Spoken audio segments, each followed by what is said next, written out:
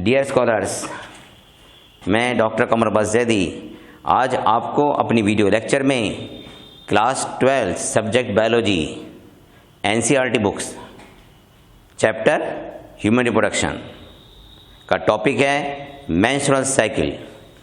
आज मैं इसको डिस्कस करूंगा। मेंस्ट्रुअल साइकिल सभी फीमेल प्राइमेट का पेक्युलर फीचर है। फीमेल प्राइमेट का पेक्युलर फीचर है। प्राइमेट्स में कौन आते हैं? प्राइमेट्स में मंकी हैं, एप्स हैं, ह्यूमन हैं, लीमर हैं। नॉन प्राइमेट फीमेल में एस्ट्रस साइकिल होती है। ठीक है, जितने भी फीमेल मैमल्स हैं उनमें सेक्सुअल साइकिल पाई जाती है और सेक्सुअल साइकिल दो तरह की है, एक एस्ट्रस है, एक मेंस्ट्रुअल है। Oestrus cycle non primate female में होती है और एस्ट्रस साइकिल कंटिन्यूस नहीं होती। ओके, फीमेल प्राइमेट्स में जिसमें एप है, मंकी है और वोमेन्स आती हैं, इसमें मेंस्ट्रुअल साइकिल रेगुलर वे में होती है, कंटिन्यूस होती है। मेंस्ट्रुअल साइकिल को हम सेक्सुअल साइकिल भी कह सकते हैं, मंथली साइकिल भी कहते हैं वोमेन के केस में। मेंस्ट्रुअल साइकिल वोमेन की फर्टिलिटी को इंडिकेट करती है। अगर मेंस्ट्रुअल साइकिल एब्सेंट है तब वो फीमेल प्रेग्नेंट नहीं हो सकती है। ठीक है, तो प्रेगनेंसी के लिए या फर्टिलिटी के लिए मेंस्ट्रुअल साइकिल का होना ज़रूरी है। Menstrual cycle, first menstrual cycle puberty as से शुरू होती है। प्यूबर्टी एज 10 से 11 ईयर्स है। Puberty as environmental factor, hormonal factor पर डिपेंड करती है। तो first menstrual cycle puberty as से शुरू होती है। फर्स्ट मेंस्ट्रुअल साइकिल को मीनार्क कहते हैं। ओके, मीनार्क क्या है? First menstrual cycle of female. ठीक है, और जो लास्ट मेंस्ट्रुअल साइकिल होती है ना, जो लास्ट मेंस्ट्रुअल साइकिल है उस पीरियड को कहते हैं मीनोपॉज। मतलब मीनोपॉज 45 से 50 ईयर्स में होती है और इस ईयर में मेंस्ट्रुअल साइकिल परमानेंट सीज कर जाती है। वोमेन की फर्टिलिटी है ना, वोमेन की फर्टिलिटी कब से रही? 11 ईयर्स से लेकर 45 या 50 ईयर्स तक। ओके, तो फर्स्ट मेंस्ट्रुअल साइकिल का क्या नाम था? मीनार्क। और मीनोपॉज होता है 45 से लेके 50 ईयर्स तक। मेंस्ट्रुअल साइकिल का ड्यूरेशन 28 डेज का है। मेंस्ट्रुअल साइकिल का ड्यूरेशन 28 डेज का है। मेंस्ट्रुअल साइकिल में दो इवेंट्स हैं, एक ओवेरियन इवेंट्स होते हैं, एक यूटेराइन इवेंट्स होते हैं। ठीक है, मेंस्ट्रुअल साइकिल को bleeding phase, follicular phase, ovulatory phase या एवोल्यूशन फेज और ल्यूटेल फेज में डिवाइड करते हैं। इस मेंस्ट्रुअल साइकिल के डायग्राम में मैंने जो फर्स्ट डायग्राम शो किया है वो हार्मोनल चेंजेस का है और जो दूसरा डायग्राम शो किया मैंने ये ओवरी में होने वाले चेंजेस को शो कर रहा है और जो तीसरा डायग्राम है ये यूट्रस में होने वाले चेंजेस को शो कर रहा है। ठीक है, मेंस्ट्रुअल साइकिल के समय ओवेरियन चेंजेस और ये यूट्राइन चेंजेस हैं। ठीक है, ये ओवेरियन चेंजेस हो रहे हैं और ये यूट्राइन चेंजेस हो रहे हैं और ये हमने हार्मोनल लेवल को शो किया है मेंस्ट्रुअल साइकिल के समय। ओके, देखिए मेंस्ट्रुअल साइकिल में जो हार्मोन्स पार्टिसिपेट कर रहे हैं वो एस्ट्रोजन है, LH है, प्रोजेस्टेरोन है, FSH है और GnRH है। मेंस्ट्रुअल साइकिल की फर्स्ट फेज को हम ब्लीडिंग फेज कहते हैं। ठीक है, ये यूट्राइन चेंजेस में हम बोल रहे हैं। ठीक है, तो फर्स्ट फेज को हम कहते हैं ब्लीडिंग फेज। ठीक है, ब्लीडिंग फेज कब शुरू होती है? जब प्रोजेस्टेरोन हार्मोन का लेवल मिनिमाइज हो जाता है। जैसे ही प्रोजेस्टेरोन मिनिमाइज हुआ है ना। Next menstrual cycle, menstrual blood की ब्लीडिंग के साथ शुरू जाती है। मेंस्ट्रुअल ब्लड वेजाइनल पैसेज से रिलीज होता है। जिस दिन ये रिलीज होता है वो मेंस्ट्रुअल साइकिल का फर्स्ट डे है, ठीक है। लगभग ब्लीडिंग फेज 4 to 5 डेज की होती है और इन 4 से 5 दिन में 70 से 80 ml ब्लड लॉस होता है। इस 70 से 80 ml जो ब्लड है इसमें एक्चुअल में 30 to 35 तो ब्लड है और 30 to 35 ml यूटेराइन फ्लूइड होता है, ठीक है। मेंस्ट्रुअल ब्लड कभी क्लॉट नहीं करता, ठीक है। मेंस्ट्रुअल ब्लड कभी क्लॉट नहीं करता क्योंकि इसमें फाइब्रिनोलाइटिक एंजाइम होता है। फाइब्रिनोलाइटिक एंजाइम होने के कारण मेंस्ट्रुअल ब्लड क्लॉट नहीं करता है। जब एंडोमेट्रियम शट ऑफ होती है उस समय हल्का सा क्लॉट करता है, लेकिन थोड़ी ही समय के बाद फाइब्रिनोलाइटिक एंजाइम की प्रेजेंस में ये लिक्विड में या फ्लूइड में चेंज हो जाता है। तो फर्स्ट फेज कौन सी हमारी ब्लीडिंग फेज है। प्रोजेस्टेरॉन हार्मोन मिनिमाइज हुआ, ठीक है, और इसके मिनिमाइज होते ही ब्लीडिंग फेज शुरू हो जाती है। 5th डे के बाद 6 डे से लेकर 13 डे तक फॉलिकुलर फेज है। फॉलिकुलर फेज को प्री एवोल्यूटरी फेज भी तो कह सकते हैं क्योंकि ये फेज एवोल्यूशन से पहले है ना, इसीलिए इसे हम प्री एवोल्यूटरी फेज कहते हैं। तो फ्रॉम 6 to 13 फॉलिकुलर फेज है। इस फॉलिकुलर फेज में देखिए, इस फॉलिकुलर फेज में एंडोमेट्रियम की ग्रोथ होती है और एंडोमेट्रियम की ग्रोथ के लिए मेनली एस्ट्रोजन हार्मोन रेस्पॉन्सिबल है। एंडोमेट्रियम ग्रोथ शुरू हुई 5th डे से लेकर और ये 14th डे तक ग्रोथ कितनी हो गई 4 mm। ये जो ग्रोथ होती है ना एंडोमेट्रियम की एक्स्ट्रा ग्रोथ है ना, इसलिए इसे हम हाइपरट्रॉफिड एंडोमेट्रियम कहते हैं। आप यहाँ डायग्राम में ध्यान से देखें, देखिए ये जो टिश्यू है इसकी ग्रोथ कम है लेकिन ब्लड कैपिलरी ग्रोथ ज़्यादा है, फास्ट है, जिससे ब्लड कैपिलरी उसके अंदर कॉयल कर गई। ये ब्लड कैपिलरी कॉयल कर गई इसके अंदर, ठीक है। ये हम पढ़ रहे थे किसमें, यूट्राइन में, ठीक है। अब नेक्स्ट आती है 14th डे में evolution. 14th day of menstrual cycle, ठीक है। 14th day of menstrual cycle represent the evolutionary phase. 14th day पे ग्रेफिन फॉलिकल रैप्चर करता है और उसमें से सेकेंडरी oocyte रिलीज हो जाता है। ग्रेफिन फॉलिकल से सेकेंडरी oocyte रिलीज होता है, एग रिलीज नहीं होता। और एवोल्यूशन कब होता है, एवोल्यूशन के लिए LH हार्मोन रेस्पॉन्सिबल है, मैं बाद में भी डिस्कस करूंगा। 15 डेज से लेके और लास्ट 28 डेज तक ल्यूटियल फेज कहलाता है। इसका दूसरा नाम हो सकता है पोस्ट एवोल्यूटरी फेज। 15 डेज से लेके 28 डेज तक पोस्ट एवोल्यूटरी फेज कहलाता है, ठीक है। एंडोमेट्रियम ग्रोथ फिर शुरू हो जाती है 14 डे के बाद, ठीक है। हार्मोन कौन सा इसके लिए रिस्पॉन्सिबल, एस्ट्रोजन। एंडोमेट्रियम ग्रो कर रहा है लेकिन एंडोमेट्रियम 22 या 23 डेज तक, है ना, कंप्लीटली ग्रो कर जाता है और इसकी ग्रोथ लगभग 8 mm हो जाती है। अब इसके आगे ग्रो नहीं करता। Now endometrium is suitable for implantation. अब ये एंडोमेट्रियम इम्प्लांटेशन के लिए सुटेबल है। इम्प्लांटेशन किसे कहते हैं कि एम्ब्रियो जो आएगा तो इससे अटैच हो जाएगा। एम्ब्रियो का एंडोमेट्रियम से अटैच होना इम्प्लांटेशन कहलाता है, ठीक है। अगर मान लीजिए फर्टिलाइजेशन नहीं होता है, अगर फर्टिलाइजेशन नहीं होता है तो 22-23 डेज पर ये कॉर्पस ल्यूटियम, है ना, कॉर्पस एल्बिकेंस में मेटामॉर्फोस करने लगता है।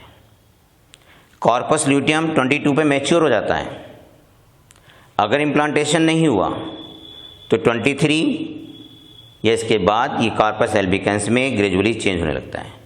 जब कॉर्पस एल्बिकेंस बन जाता है, ये कॉर्पस एल्बिकेंस धीरे धीरे डिसअपीयर हो जाता है। कॉर्पस ल्यूटियम के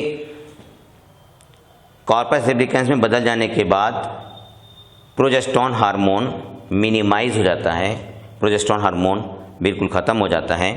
तो प्रोजेस्टेरॉन हार्मोन की मिनिमाइज होते ही जितना ये हाइपरट्रॉफिड एंडोमेट्रियम है ये ब्रेकअप हो जाता है, शट ऑफ होने लगता है और फिर नेक्स्ट मेंस्ट्रुअल साइकिल है ना ब्लीडिंग फेज के साथ प्रारंभ हो जाती है। मैंने इस डायग्राम में शो किया, देखिए जरा। ओवरी है, ये फैलोपियन ट्यूब है, ये यूट्रस है। फिर समझिए, ओवरी, फैलोपियन ट्यूब और ये क्या है, यूट्रस। ये अगला हिस्सा वेजाइना। यूट्रस के अंदर देखें, इस रेड लाइन के बाद ये मैंने एंडोमेट्रियम की हाइपरट्रॉफिड ग्रोथ को शो किया है और इसके अंदर ये येलो कलर का है ना यूट्राइन फ्लूइड भरा हुआ है। ये uterus 23rd day of menstrual cycle को रिप्रेजेंट कर रहा है। मतलब ये यूट्रस की हमने पोजीशन कौन सी दिखाई है, जब मेंस्ट्रुअल साइकिल का 23rd डेज है तो उस वक्त हमने दिखाया कि इसके अंदर यूट्राइन फ्लूइड भरा हुआ है और एंडोमेट्रियम की हाइपरट्रॉफिड ग्रोथ हो चुकी है ना। अब फर्टिलाइजेशन नहीं हुआ, फर्टिलाइजेशन नहीं हुआ, एब्सेंस ऑफ प्रोजेस्टेरॉन हार्मोन भी मिनिमाइज हो गया। ठीक है, नेक्स्ट मेंस्ट्रुअल साइकिल शुरू होती है। तो वो मैंने डायग्राम में शो किया। देखिए, जितना हाइपरट्रॉफिड एंडोमेट्रियम था सारा शट ऑफ हो गया। देखिए बिल्कुल शट ऑफ हो गया ना। और ये शट ऑफ होकर क्या बना रहा है, मेंस्ट्रुअल ब्लड। क्योंकि ये हिस्सा तो यहाँ से लेके यहाँ तक का हिस्सा ब्रेकअप हुआ है और इसके अंदर क्या है, ब्लड कैपिलरीज। तो वही ब्लड कैपिलरीज यहाँ पे ब्लड बना देती हैं।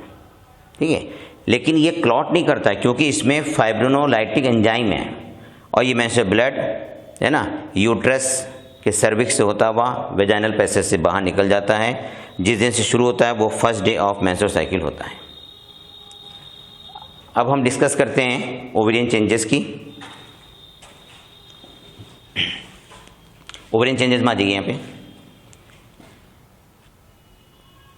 शुरू ब्लीडिंग फेज में देखें, प्राइमरी ग्रेफिन फॉलिकल है। अब प्राइमरी ग्रेफिन फॉलिकल मैच्योर होना शुरू करते हैं। तो प्राइमरी ग्रेफिन फॉलिकल में देखें, प्राइमरी ग्रेफिन फॉलिकल में ये ग्रेनुलोसा सेल्स हैं और कोई भी इसके अंदर फॉलिकुलर कैविटी नहीं है। ग्रेनुलोसा सेल्स हैं, कोई भी फॉलिकुलर कैविटी नहीं है। ये प्राइमरी oocyte है। अब प्राइमरी ग्रेफिन फॉलिकल से बनता है secondary Graafian follicle. Primary Graafian follicle से बनता है सेकेंडरी ग्रेफिन फॉलिकल। तो इसमें देखो थीका नहीं थी, यहाँ पे थीका लेयर बन जाती है। ये डिफरेंस है प्राइमरी और सेकेंडरी ग्रेफिन फॉलिकल में। डिफरेंस ये है कि यहाँ पे थीका लेयर नहीं है, यहाँ पे थीका लेयर बन गई। और थीका लेयर दो हैं, एक थीका इंटरना होती है, एक थीका एक्सटर्ना होती है। आगे चल के ये डिफ्रेंशिएट हो जाएगी और इसके अंदर ग्रेनुलोसा सेल्स हैं। ठीक है, और ये सेकेंडरी oocyte है। अब सेकेंडरी ग्रेफिन फॉलिकल के बाद बन जाता है टर्शियरी ग्रेफिन फॉलिकल। इसका नाम है tertiary Graafian follicle. Tertiary Graafian follicle में देखिए theca externa, theca interna, follicular cavity या फॉलिकुलर एंट्रम कहते हैं। इसके बाद ये corona radiata, zona pellucida, secondary oocyte। ठीक है, कोरोना रेडिएटा की सेल्स मेम्ब्रेना ग्रेनुलोसा की सेल्स से जुड़ी होती हैं डिस्कस प्रोलीजेरस सेल्स के द्वारा। ये सेल्स का नाम क्या है, डिस्कस प्रोलीजेरस सेल्स। ठीक है, 13 डे पर मेंस्ट्रुअल साइकिल के 13वें दिन 13 डे पर ये ग्रेफिन फॉलिकल मैच्योर हो गया। 14 डे पर LH हार्मोन के द्वारा ये रैप्चर करता है, इसमें सेकेंडरी oocyte बाहर निकल जाता है। ग्रेफिन फॉलिकल से सेकेंडरी oocyte का रिलीज होना एवोल्यूशन कहलाता है। अब रैप्चर्ड ग्रेफिन फॉलिकल की सेल्स ल्यूटियल सेल में बदल जाती हैं और इसके अंदर ल्यूटीन पिगमेंट बन जाता है, इसलिए इसको नाम देते हैं corpus luteum.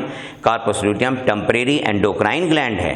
Corpus luteum temporary endocrine gland है और ये 15वें दिन से बननी शुरू होती है और कॉर्पस ल्यूटियम मेंस्ट्रुअल साइकिल के 22वें दिन मैच्योर हो जाता है। कॉर्पस ल्यूटियम चूंकि टेम्परेरी एंडोक्राइन ग्लैंड है, इससे प्रोजेस्टेरॉन हार्मोन रिलीज होता है। ठीक है, ये प्रोजेस्टेरॉन हार्मोन एंडोमेट्रियम की ग्रोथ को भी प्रमोट करता है और ब्रेस्ट में मेमरी ग्लैंड की ग्रोथ को भी प्रमोट करता है।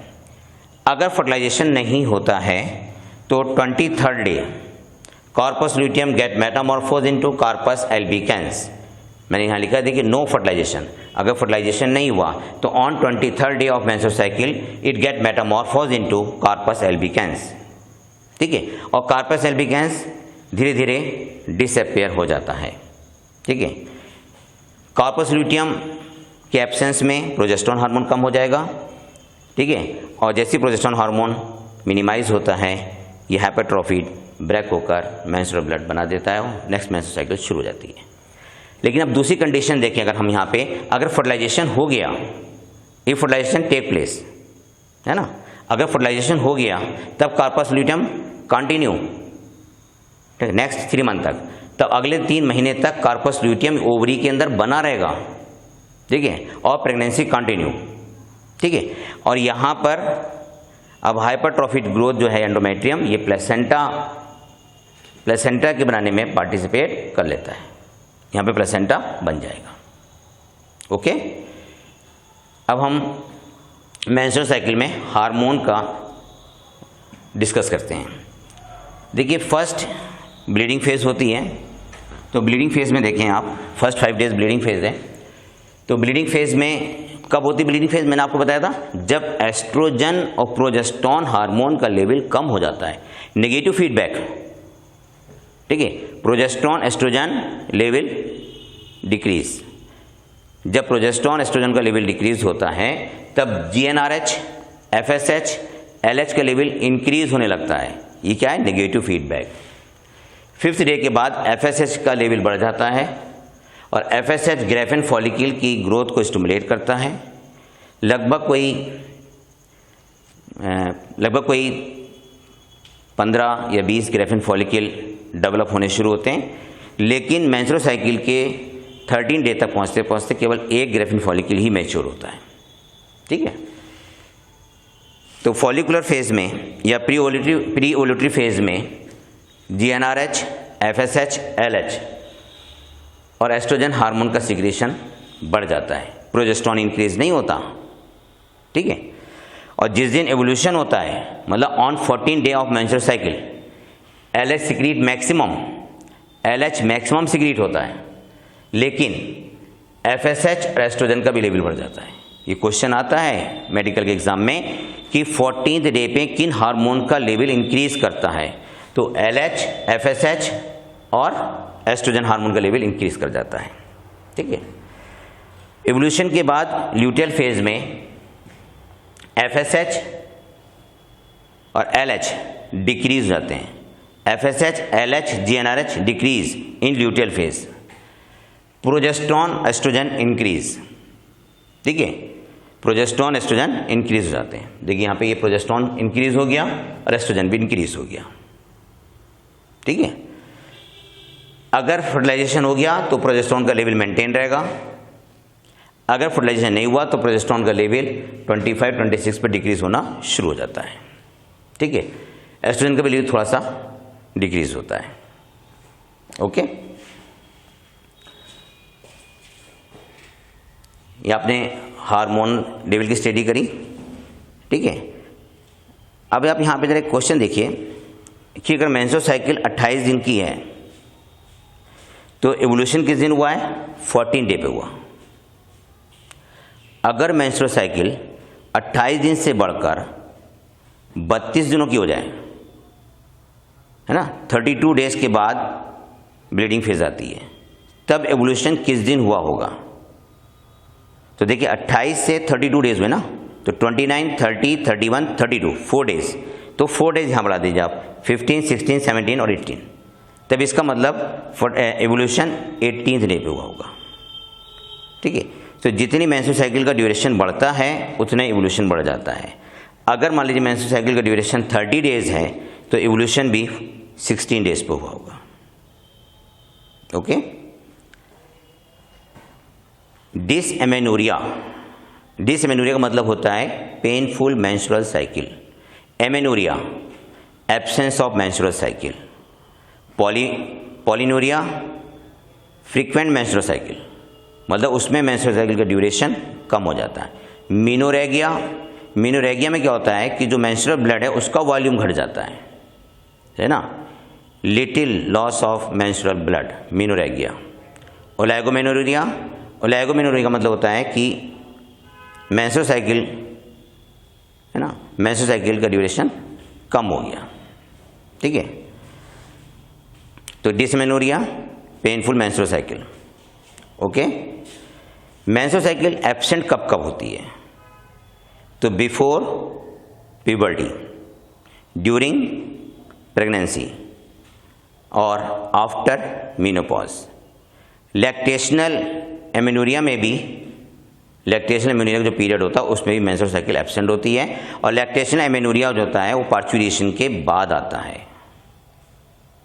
ओके, यहाँ पर ये टॉपिक कंप्लीट होता है। Thank you. सभी स्कॉलर्स मेरे इस वीडियो लेक्चर को लाइक भी करें और सब्सक्राइब भी करें। Thank you. Wish all the best.